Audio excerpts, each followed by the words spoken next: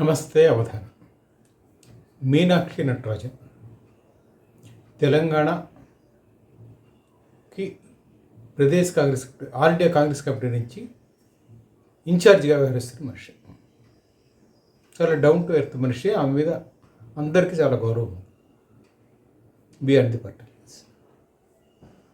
అయితే మధ్యప్రదేశ్ రాజ్యసభకి ఆమె వేసిన నామినేషన్ రిజెక్ట్ కావడం మీద ఇష్యూ అయింది.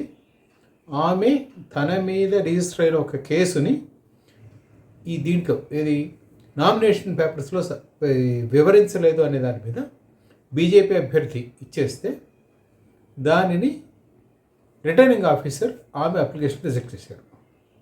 దాని మీద ఎలక్షన్ కమిషన్ వాళ్ళు కలిసారు. ఎలక్షన్ కమిషన్ రెస్పాండ్ కాలేదు. Then they went to supreme court. ఇవాళ సుప్రీంకోర్టు ఆమె అభ్యర్థిని తిరస్కరించింది. చెప్పింది ఏమిటంటే ఇటువంటి రిజెక్షన్స్ అన్నీ decide by the election commission.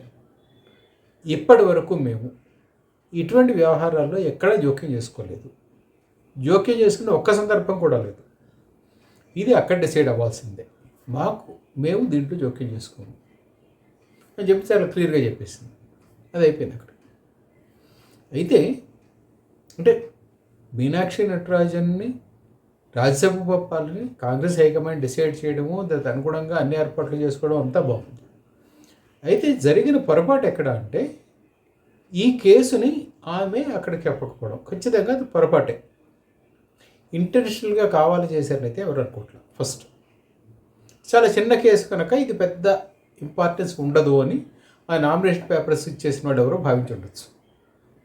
And అది క్రిమినల్ కేసు కాదు, 2 ఏళ్ల పరిధి ఇది లేదు కనుక కూడా అది వర్తించదు అని కూడా వాళ్ళు ఫీల్ అయి ఉండొచ్చు. కానీ ఈ మొత్తం వ్యవహారాన్ని చాలా నేక్గా బీఆర్ఎస్ వాళ్ళు కాంగ్రెస్ పార్టీలో ముఖ్యమంత్రి రేవంత్ రెడ్డికి హైకమాండ్కి మధ్య గ్యాప్ వైడెన్ చేయడానికి దీన్ని ప్రయత్నం చేస్తున్నాడు. వాడు చెప్పేది ఏమిటంటే ఇటు అటు తిప్పి కాంగ్రెస్ అంటే బీజేపీకి చెందిన ఒక మంత్రి మధ్యప్రదేశ్లో ఏం చెప్పాడైనా we got the information Congress అన్నాడు. హౌ హీ టోల్డ్ ఇట్, అతని ఉద్దేశం ఏమిటి, ఎందుకు చెప్పాడు అనేది మనకు తెలియదు. దీనిని బీఆర్ఎస్ వాళ్ళు చాలా పకడ్బందీగా వాడుకున్నారు, చాలా పెర్ఫెక్ట్గా. అంటే ఆ టైంకి వచ్చిన ఇది అందు వచ్చిన అవకాశం. ఇది డైరెక్ట్గా సీఎం వద్ద నుంచే సీఎం డైరెక్షన్లోనే వాళ్ళకి వెళ్ళింది వెళ్ళింది. సరే, దీని మీద డిఫరెంట్ స్టోరీస్ వచ్చాయి. ఐ థింక్ హిందూలో ఈ Ravi Reddy wrote a good story, how BJP worked about it. అయితే అసలు అక్కడ వాళ్ళకి సమాచారం ఎలా వెళ్ళింది అనే దాని మీద ఎవరికి ఉండే సందేహాలు పడుతుంది. బీఆర్ఎస్ వాళ్ళు చేసిన ఆరోపణ ఏమిటంటే వీళ్ళే కావాలని ఇచ్చారు, ఇది రేవంత్ రెడ్డి అండ్ టీం కావాలని ఇచ్చారు అనేది వాళ్ళ ఆరోపణ. వాళ్ళు ఓపెన్గా కూడా చెప్తున్నారు. అయితే ఇప్పుడు రేవంత్ రెడ్డికి అర్జెంటుగా కాంగ్రెస్ను వదిలేసి బీజేపీ వెళ్ళాల్సిన అవసరం ఏముంది? That is first. పోనీ బీజేపీలోకి వెళ్ళిన మహా అయితే ఏమవుతాడైనా, మహా అయితే సెంట్రల్లో మినిస్టర్ అవుతాడు, అంతేనా? అంతకుమించి ఇంకేం కాదు కదా. He's in a better position here now. అది రేపు పొద్దురిచ్చే అవకాశం. ఈరోజు అతను very comfortably is in the chief minister seat. ప్రస్తుతం ఇమ్మీడియట్ దీంట్లో అతనికి వచ్చిన ఛాలెంజ్ ఏమీ లేదు. It's going on right. Congress పార్టీలో సహజంగానే కొన్ని లోపలొక్కలు ఉంటాయి. అది ఈరోజు కొత్త కాదు, ఎప్పుడూ ఉంటాయి. కానీ కాంగ్రెస్లో he is one of the strongest persons irrespective of conditions prevailing in Telangana. That is one. 2, he is strengthening himself. This is second.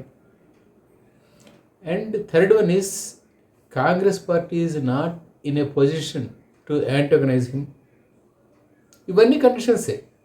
ఎందుకంటే ఒక స్ట్రాంగ్గా ఉన్న ముఖ్యమంత్రిని వీక్ చేసే ప్రయత్నాలు అవి చేయవు. అండ్ ఇక్కడ ఇమ్మీడియట్గా అతనికి ఛాలెంజ్ లేదు, సవాల్ లేదు. మరి ఎందుకు చేస్తున్నారు అంటే ఒక అవకాశాన్ని వాడుకుంటున్నారు బీఆర్ఎస్ వాళ్ళు.